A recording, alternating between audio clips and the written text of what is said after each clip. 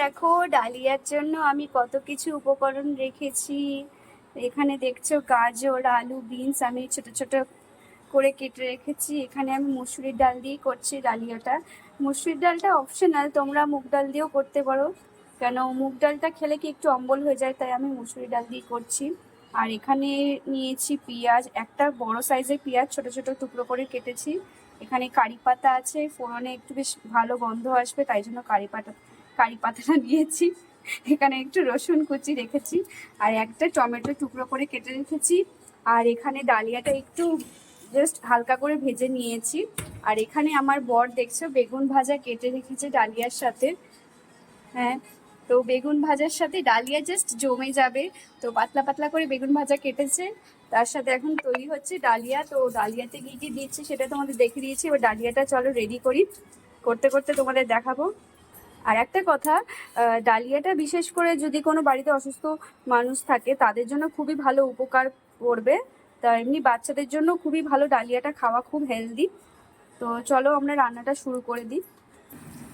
তো এখানে আমি একটু ঘি দিয়েছি, ঘির সাথে একটু সাদা তেল মিশিয়ে দিয়েছি, তার মধ্যে একটু জিরে ফোড়ন দিলাম।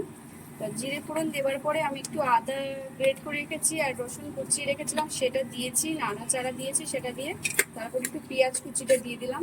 কি সুন্দর একটা গন্ধ আসছে। এরপরে বাকি উপকরণগুলো আমি আস্তে আস্তে দিয়ে দেবো পেঁয়াজটা একটু ভাজা হয়ে যাওয়ার পরে।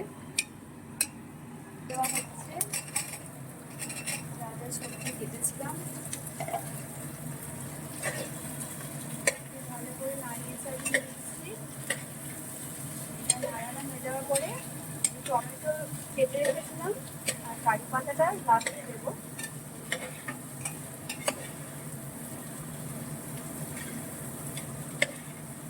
তো এখানে আমি দিচ্ছি